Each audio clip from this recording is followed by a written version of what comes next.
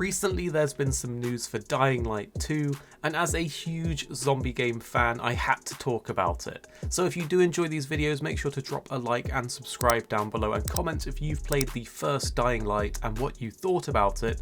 I really enjoyed it, especially the co-op aspect, and of course I'm Paradise Central, so let's jump into it. First up, we finally have the release date, and it's this year on December 17th, 2021, under the name of Dying Light 2 Stay Human, which is quite fitting as you play as Aiden, who is trying to unravel his past, and, well, he's actually infected, so he is trying to stay human. We also know the game will be releasing on both next and current gen consoles, so that's PS5, Xbox Series X, PS4, Xbox One and PC.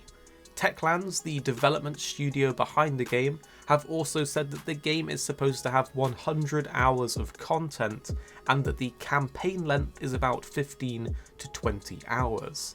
The map size is also supposedly meant to be 4 times bigger than the first game, and we also got to see a new gameplay trailer, which as a fan looked both fantastic in terms of graphics, zombie variety, parkour and combat. We do already know from the 2019 trailer that decisions are meant to affect not only the narrative but also the world's environment, such as revealing entire new regions with new quests, mechanics and things to find.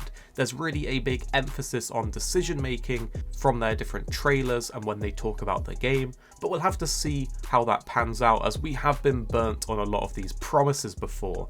But the fact that entire regions of the map are locked off depending on what decisions you make does sound quite promising.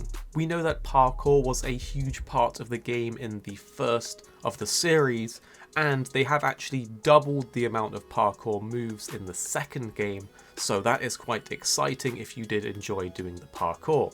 Weapon modding is also back, and combat can be focused on either using those weapons or using your parkour with your movement and momentum to attack, such as the drop kicks and other things like that.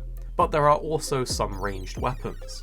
The grapple hook is also still a feature, and there's also some kind of paraglider that lets you glide off of rooftops. The grapple hook also looks like it is more incorporated into melee combat this time around, with launching it at people or swinging off of things in order to get some more momentum with a kick or a punch. If you don't already know, in Dying Light the different types of zombies are generally weak to UV ultraviolet light, and that's the reason why a lot of them hide during the day and come out during the night. Our character still has his UV light with him, which you can use to burn zombies. It's a good way to sort of stun them for a moment, but there's also UV flares, which are a bigger AoE UV effect that really stuns zombies for a couple seconds when you use it, but it only lasts for those couple seconds. They've named the game as being in the modern Dark Ages, which is 15 years since the original apocalypse, and during that time the different zombies have had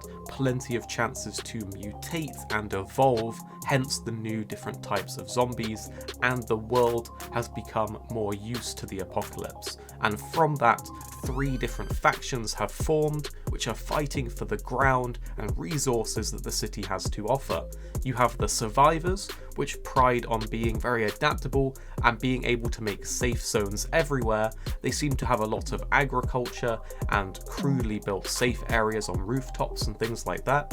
You also have the peacekeepers, who are loyal soldiers that want to enforce their own version of the law on everyone else. They are sort of dressed in riot gear and not too much was shown on them.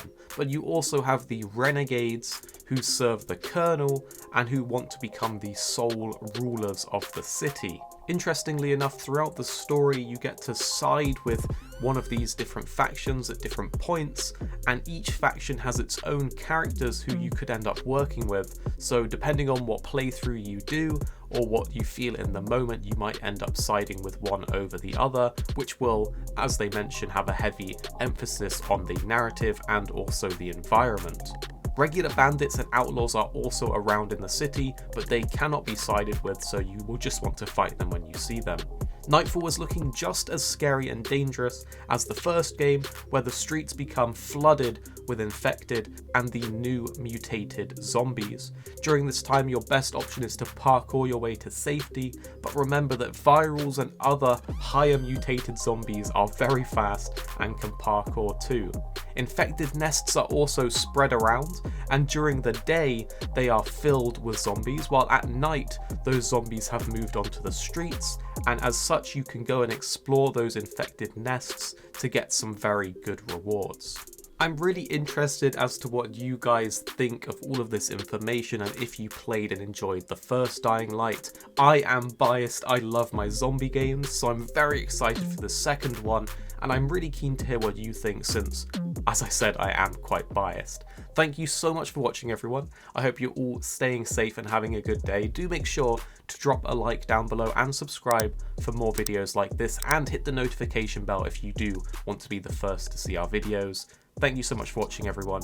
Have a great day, and I'll see you next time. If you want to catch more from us at HyperX Gaming, don't forget you can catch the guys TwoSixNine and Paradise Central streaming over on Twitch weekdays, playing a variety of games. If you guys want to jump in, tune in, watch, and even join in, then make sure you check them out. The links to those are in the description box down below, and of course you can join the Discord to get involved in all of the discussions.